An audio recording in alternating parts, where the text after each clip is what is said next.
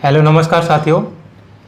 अगर आप Delhi police constable परीक्षा की तैयारी कर रहे हैं तो ये इन्फॉर्मेशन आपके लिए बहुत ही इम्पोर्टेंट होने वाली है, क्योंकि दिल्ली पुलिस का जो एग्ज़ाम है वो फिक्स है कि आपका एसएससी ही कंडक्ट करवाएगी और उसकी डेट भी एसएससी ने आपको दे दी।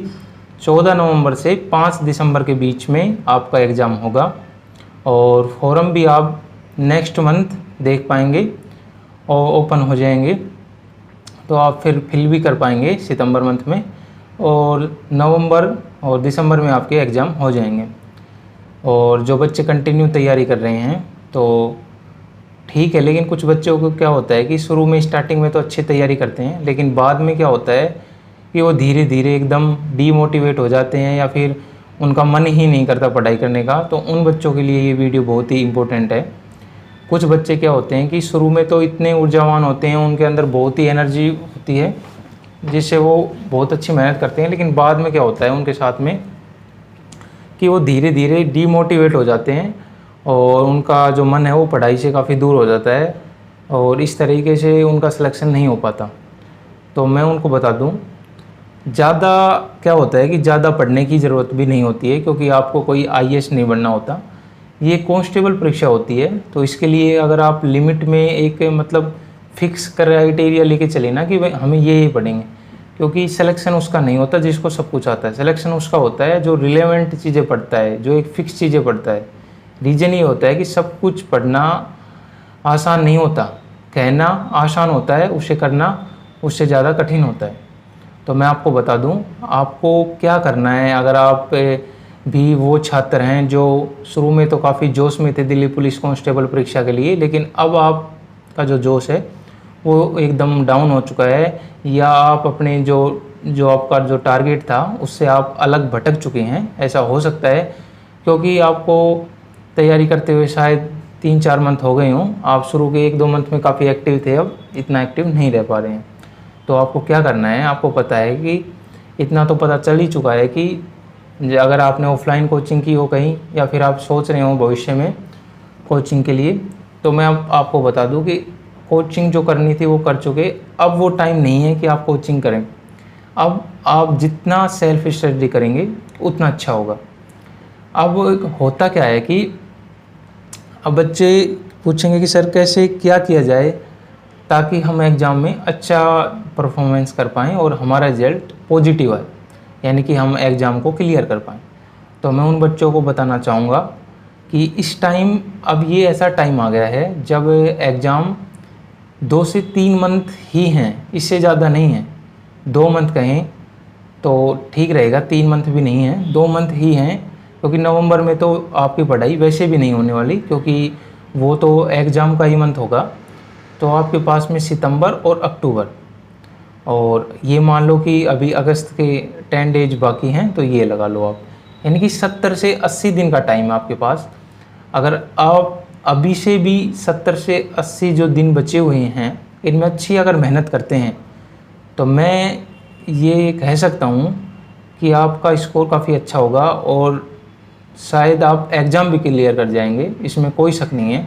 क्योंकि काफ़ी बच्चे क्या होंगे इस टाइम पे आके अपनी जो पढ़ाई है उसको बंद कर देंगे, लेकिन काफ़ी बच्चे ऐसे होंगे जो इस टाइम पे आके अपना पूरे जोश से इस तैयारी को कंटिन्यू रखेंगे, या फिर बहुत ही तैयारी अगर बंद भी थी तो उस तैयारी को स्टार्ट करके और अच्छा स्कोर करेंगे।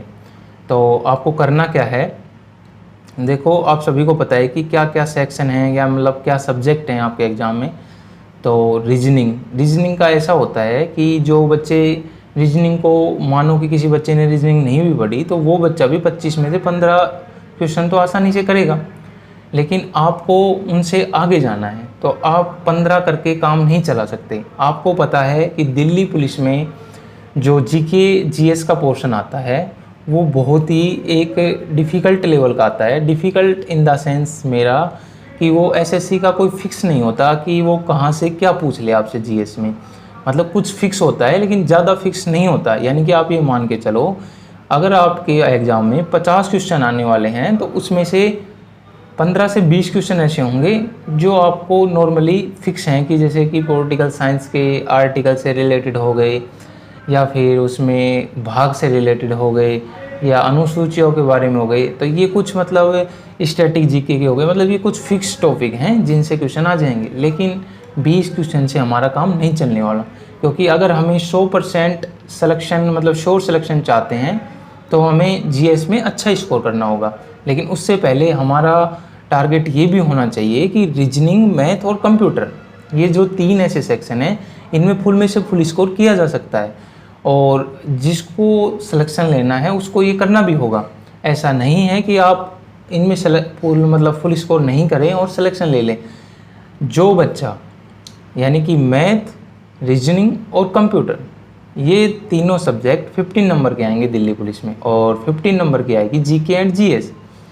तो जो बच्चा इन मैथ, रीजनिंग और कंप्यूटर में 50 नंबर में से ये मान के चलो 14 प्लस यानी 40 प्लस नंबर लेके आएगा, वो बच्चा ये सोचो कहीं ना कहीं सिलेक्शन ले जाएगा। रीज़न क्या है कि बाय मिस्टेक 4-5 क्वेश्चन ऐसे होंगे जो आपसे नहीं होंगे, और 4-5 क्वेश्चन आपसे फास्ट करने के चक्कर में गलत भी हो सकते हैं, या फिर उनके ऑप्शन गलत फिल हो सकते हैं आपसे। तो मैंने ऑन एवरेज निकाल के बताया कि नेगेटिव अगर कट भी जाती है, 2-4 क्वेश्चन गलत हुए, उनकी नेगेटिव कट के आप ये मान के चलो इस 50 नंबर में से आराम से 40 प्लस नंबर लेके आ सकते हैं। अब बचता है जीके एंड जीएस। तो जीके एंड जीएस में क्या होगा कि आप 50 में से 50 तो भूल ही जाओ। अगर आप 50 में से 25 भी लेके आते हो तो मैं ये मानता हूँ आप एक अच्छा स्कोर कर रहे हैं, आप एक अच्छा स्कोर कर रहे हैं, क्योंकि 50 में से 25 नंबर लेके आना भी दिल्ली पुलिस की जीके में एक बहुत ही बड़ा काम है, कोई छोटा काम नहीं है। क्योंकि जो एसएससी जो क्वेश्चन पूछती है वो कोई फिक्स नहीं है। इसकी जीएस इतनी होती है कि अगर किसी ने आईएएस की तैयारी भी की हो तो शायद उससे भी नहीं बने, या तो इतना आसान पूछ लेगी आपसे कि कोई बेसिक तैयारी करने वाला बच्चा भी कर जाएगा, क्या इतना कठिन क्वेश्चन पूछ लेगी कि किसी ने आईएएस की हिस्ट्री भी पढ़ी होगी तो शायद उससे भी क्वेश्चन नहीं हो। रीज़न क्या है कि एसएससी का ऐसा ही होता है, आप किसी भी एग्ज़ाम में देखिए एसएससी का, उसमें क्या तो इतना इजी डाल देगी क्वेश्चन को कि सभी कर पा रहे हैं, क्या ऐसा डाल देगी कि बहुत ही कम मतलब मिनिमम बच्चे ही उसको कर पाएंगे या नहीं भी कर पाएंगे। तो अगर आप इन 3 सब्जेक्ट में, मैथ में, रीजनिंग में और कंप्यूटर में 40 प्लस स्कोर कर पाएंगे 50 में से, तो क्या होगा कि आप जीएस में अगर 25 नंबर लेके आ जाएंगे, 25 से 30 नंबर, 25 प्लस नंबर लेके आने आपके लिए ज़रूरी है। तब आप कहीं ना कहीं कट ऑफ के क्लियर कर पाएंगे। अगर आपको श्योर सिलेक्शन चाहिए तो आपको 30 प्लस नंबर चाहिएंगे, यानी कि 30 तो जीके में आपके आ जाएं और 40 नंबर आपके इसमें आ जाएं, तीनों सेक्शन में, कंप्यूटर में, मैथ में और रीजनिंग में। तो इस प्रकार आप 70 स्कोर कर पाएंगे तो आप कहीं ना कहीं आपको श्योर कर पाएंगे, क्योंकि 70 से नीचे तो कोई श्योर नहीं है। तो मैं आपको बता दूं अब आपको पढ़ना कैसे है। अब आपको किसी का बैच लेने की ज़रूरत नहीं है और आपको अलग से कुछ पढ़ने की ज़रूरत नहीं है। अब सबसे पहले आपको क्या करना है, किसी भी ऐप से आप टेस्ट सीरीज खरीद सकते हैं। कोई फिक्स ऐप नहीं हम रिकमेंड नहीं कर रहे, जिससे आपको अच्छा लगे तो आप खरीद सकते हैं। वैसे हमारा एप्लीकेशन भी है, नोट्स गुरुजी एप्लीकेशन, तो आप प्ले स्टोर से उसे डाउनलोड कर सकते हैं, और उसमें भी हमने भी टेस्ट सीरीज और कंसेप्ट नोट्स उपलब्ध कराए हैं। तो आप फ्री जो टेस्ट है और जो फ्री जो कंटेंट है उसे देख सकते हैं। अगर आपको अच्छा लगे तो वहाँ से परचेज कर सकते हैं, बाकी आपको जहाँ से अच्छा लगे आप वहाँ से परचेज करें। तो ये हो गया कि आपको टेस्ट सीरीज़ कहीं से परचेज करनी होगी, ना कि कोई बैच परचेज करना है किसी टीचर का, टेस्ट सीरीज परचेज करनी है किसी भी ऐप से। तो आप हमारे ऐप को भी टेस्ट सीरीज को देके जो फ्री वाली है उसको देख सकते हैं। आपको अगर अच्छा लगे तो आप फिर उसे परचेज कर सकते हैं। उसके बाद अब टेस्ट सीरीज़ खरीद ली तो आपको डेली जैसे आप खाना खाते हैं इसी प्रकार टेस्ट सीरीज़ को भी डेली लगाना है। और डेली टेस्ट सीरीज़ लगाने का मतलब ये है कि आपको खाली उस 1-1.5 घंटे में टेस्ट सीरीज़ ही ना लगाकर उसके बाद उसका अच्छे से एनालाइज भी करना है, क्योंकि अगर आप एनालाइज नहीं करेंगे तो आप इम्प्रूव नहीं कर पाएंगे। तो आपको क्या करना है, पहले जो टाइम है इसका टेस्ट सीरीज़ का, उसका टाइम पूरा आप टेस्ट सीरीज़ लगाएं अच्छे से। उसके बाद में क्या करना है, जैसे ही आपका टेस्ट कंप्लीट हो जाए उसके बाद में 5 या 10 मिनट का ब्रेक लेके आपको उसका एनालाइज करना है और एक ब्लैंक पेज लेके आप लिखते जाएं कि मेरे रीजनिंग में ये टॉपिक कमज़ोर हैं, मेरे मैथ में ये कमज़ोर हैं, मेरे कंप्यूटर में ये चीज़ नहीं आ रही और मेरे को जीके एंड जीएस में यहाँ प्रॉब्लम आ रही है। शायद मैं मानता हूँ कि शुरू के 10 टेस्ट में आपको ऐसा लगेगा कि मेरे को लगभग चीज़ें नहीं आ रही। अगर कोई बच्चा वीक है, जो अच्छी तैयारी कर रहा है उसके लिए ये वीडियो नहीं है, क्योंकि वो पहले से ही अच्छी तैयारी कर रहा है। ये वीडियो उन बच्चों के लिए है जो कहीं ना कहीं डीमोटिवेट या अपने टारगेट से इधर उधर हो गए हैं, उन बच्चों के लिए। तो मैं आपको बता दूं कि आपको टेस्ट सीरीज लेनी है, उसको लगाना है, उसका एनालाइज करना है। जैसे ही आप एनालाइज करेंगे तो आपको पता चल जाएगा कि आप किस चैप्टर में और किस टाइप पे वीक हैं। जैसे आप मान लो कि आप किसी प्रॉफिट एंड लॉस कोई चैप्टर है, उसमें कोई क्वेश्चन आ गया डिसऑनेस्ट शॉपकीपर का, बेईमान जो दुकानदार है, ये एक टाइप होता है और उस टाइप का क्वेश्चन आपसे नहीं बन पाया, तो आपको क्या करना है, आप किसी भी हमारे जैसे अगर आप हमारे ऐप से टेस्ट सीरीज़ खरीदते हैं तो आप उसमें कंसेप्ट नोट्स मिलेंगे और उसमें आपको एकदम स्पेशल नोट्स में मिलेगा भी कि ये कंसेप्ट ऐसे है और इसको ऐसे ऐसे कर सकते हैं इस क्वेश्चन को। या फिर आप अगर कहीं और से भी करना चाहें, क्योंकि यूट्यूब पे आपको सब कुछ उपलब्ध है आसानी से, तो वहाँ से आप उस मतलब टाइप को क्लियर कर सकते हैं। आप जैसे ही डालेंगे डिसऑनेस्ट शॉपकीपर तो आप भी काफ़ी वीडियो आ जाएंगी और वहाँ से आप पढ़ पाएंगे। इसका मतलब ये है कि आपको किसी भी चैप्टर को कंप्लीट पढ़ने की ज़रूरत नहीं होगी। जिस टाइप को क्वेश्चन आपसे नहीं बन रहा उसको आप सीख सकते हैं और अब एक कॉपी अलग से रखेंगे टेस्ट सीरीज की। जो क्वेश्चन आपसे नहीं बन रहे उसमें आप उसको सीखेंगे वीडियो से या फिर हमारे कंटेंट से कहीं से भी, और उसको नोट कर लेंगे कि ताकि नेक्स्ट टाइम अगर वैसा टाइप का क्वेश्चन आपके टेस्ट सीरीज में आए तो आप कर पाएँ। शायद हो सकता है कि वही टाइप आपके एग्ज़ाम में भी आ सकती है, क्योंकि जो टेस्ट सीरीज़ होती है वो हमने जो टेस्ट सीरीज़ बनाई है वो रिलेवेंट बनाई है और सभी रिलेवेंट ही बनाते हैं। तो आप जहाँ कहीं से भी टेस्ट सीरीज़ लगाओ तो उसका लगाने के बाद एनालाइज ज़रूर करना है। तो एनालाइज में आपको पता चल जाएगा कि आप कहाँ वीक कर रहे हो। दूसरा ये कि आपका पढ़ाई का मन नहीं कर रहा तो आपको 8-10 घंटे की पढ़ने की ज़रूरत नहीं है। आप धीरे धीरे 1 घंटे 1.5 घंटे ऐसे करते हुए अपने टाइम को थोड़ा सा इंक्रीज करें। दूसरा, आप डेली टेस्ट सीरीज़ लगाएं और उसका एनालाइज करें। जो वीक पॉइंट है उन पे काम करें। मैं आपसे कह रहा हूँ जैसे जैसे डेली शुरू में आपको थोड़ा बोर लग सकता है या आप शायद फुल टेस्ट सीरीज़ भी नहीं लगा पाएँ, क्योंकि आपका माइंड एकदम अपसेट हो जाएगा उसको लगाने से। लेकिन अगर इस टाइम को आपने सहन कर लिया और उस टेस्ट सीरीज़ को आपने फुल लगा लिया तो मेरा वादा है आपसे कि आप धीरे धीरे 10 से 15 डेज में आपके सामने क्या होगा कि आप अच्छे से टेस्ट सीरीज लगा पाओगे और जो आपका आत्मविश्वास है वो भी ऊपर होगा, क्योंकि उसका मतलब ये है कि आपको अच्छा स्कोर आने लगेगा, आप इम्प्रूव कर पाएंगे, आपके काफ़ी कंसेप्ट क्लियर हो पाएंगे और ये सब होगा टेस्ट सीरीज से। तो आपने अब तक जो भी बैच पढ़ना था, परचेज़ करना था वो आप कर चुके। अब आपको जो करना है वो टेस्ट सीरीज परचेज़ करनी है, तो वो आप कहीं से भी परचेज कर सकते हैं, आपकी इच्छा है।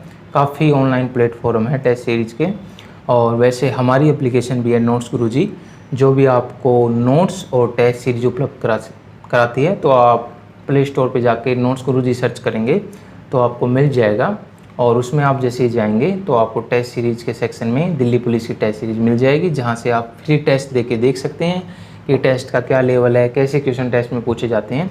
अगर आपको कंटेंट अच्छा लगता है और जो हमने फ्री कंटेंट जैसे नोट्स भी दिए हैं साथ में, टेस्ट सीरीज़ के साथ में नोट्स भी दिए हैं, तो उन नोट्सों को पढ़ के उनमें कंसेप्ट हैं, उन कंसेप्ट को आप जैसे ही पढ़ेंगे तो आपको अगर अच्छा लगे तो वो आप टेस्ट सीरीज़ को एनरोल कर सकते हैं।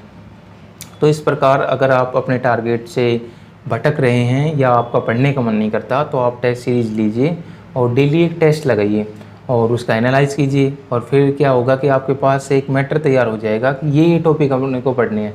इससे पहले आपके साथ क्या हो रहा था, अब बार बार मान लो कि आपके टीचर ने आपको मैथ में परसेंटेज टॉपिक से स्टार्ट करवाया, आप जब भी पढ़ते तो परसेंटेज को पढ़ के वहीं रुक जाते, आप उससे आगे जाके पढ़ ही नहीं पाते, क्योंकि परसेंटेज कोई छोटा टॉपिक नहीं है। तो आप क्या करते कि परसेंटेज का 2-4 टाइप पढ़ते और जैसे ही कभी पढ़ने का मन करता फिर परसेंटेज ही स्टार्ट कर देते, या फिर रीजनिंग में मान लो कि नंबर एनालॉजी है या फिर कोडिंग डिकोडिंग है, आप वहीं से तक ही पढ़ के रुक जाते।